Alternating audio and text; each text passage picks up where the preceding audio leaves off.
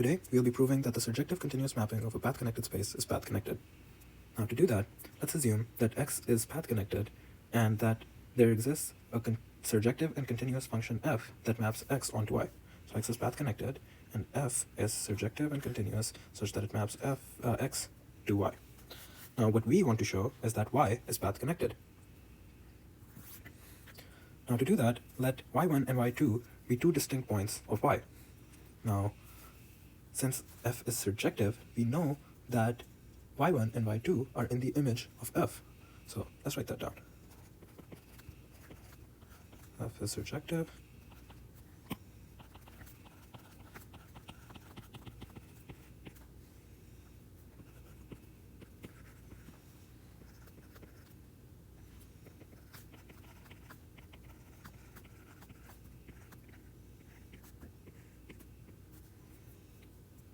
Thus, by this, we know that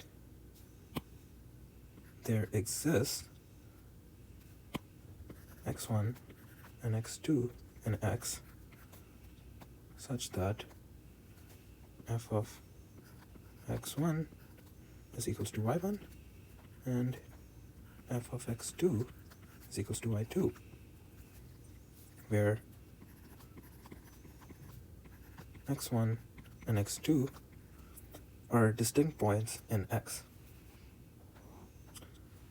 Now, we also know that since X is path-connected, there exists a continuous function g which maps the interval 0 to 1 onto X. So, let's write that down.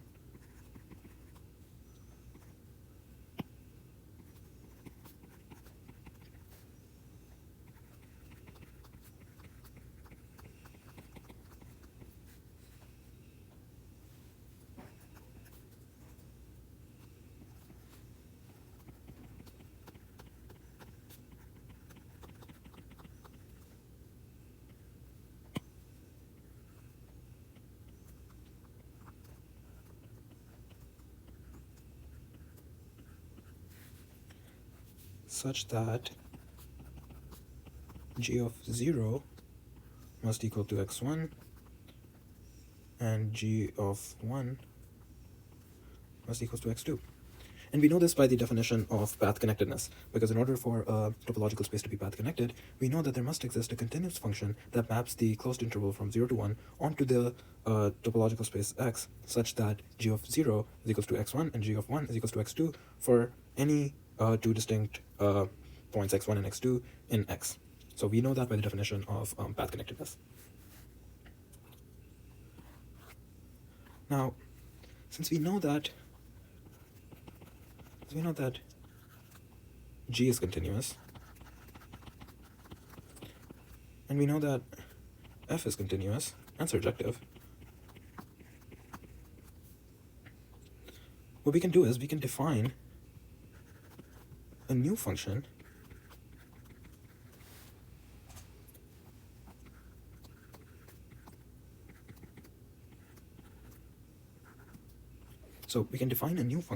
which uses f of g as composite functions, such that h of t is equals to f of g of t. Now, notice how, since f is continuous and g is continuous, h must also be continuous, since h is a composite function of two continuous functions. So by that, it's important to emphasize that h is continuous. So let's just write that down. H is continuous, since we know that f and g both are continuous, and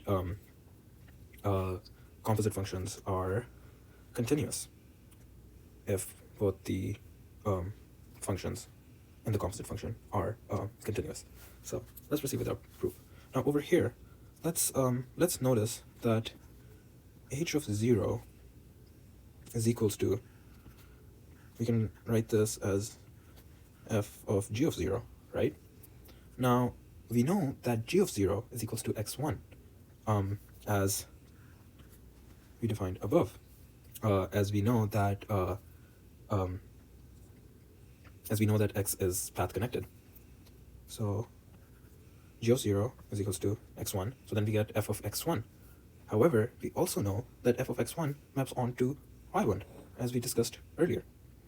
And then we can also see that h of 1 can be written as f of g of 1, and we know that g of 1 is equals to x2, as x is path connected and by the definition of path connectedness, and we know that f of x2 is equals to y2, as we discussed earlier.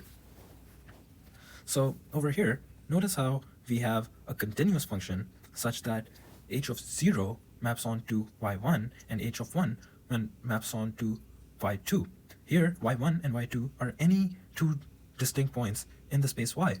So by definition of path connectedness, which states that a topological space is path connected if there exists a continuous function that maps the interval 0 to 1 onto the space x, such that f of 0 is equals to point A in x, and f of 1 maps onto any point B in x, then that is path connected. And that's exactly what we have over here. So really what path connectedness is saying is that, like, let's say we have a line over here from 0 to 1. In order for it to be path connected, and like let's say we have some space over here, okay, we know that a place is this space is said to be path connected if for any if there exists a function f which maps this interval onto this space such that f of 0 is equals to a distinct point over here and f of 1 is equals to a distinct point over here. And since it's continuous, we know that there's no jumps or breaks or anything like that. So what f does is it maps this interval onto the topological space, and the space is said to be connected if for any, so like no matter what point, what distinct points we take in this space over here, we can have a function which is continuous, which maps the interval from 0 to 1 onto the space over here. And that's exactly what we've shown over here. We know that if we take we have a continuous function h, which takes all the elements from the interval 0 to 1, where h of 0 is a distinct point y1 and h of 1 is equal to a distinct point y2. So really, by doing that, what we have shown is that y is path connected by definition. So what we have done is we have proved that if we have a continuous mapping, or we have a surjective continuous mapping of a path connected space, then that mapping must also be path connected.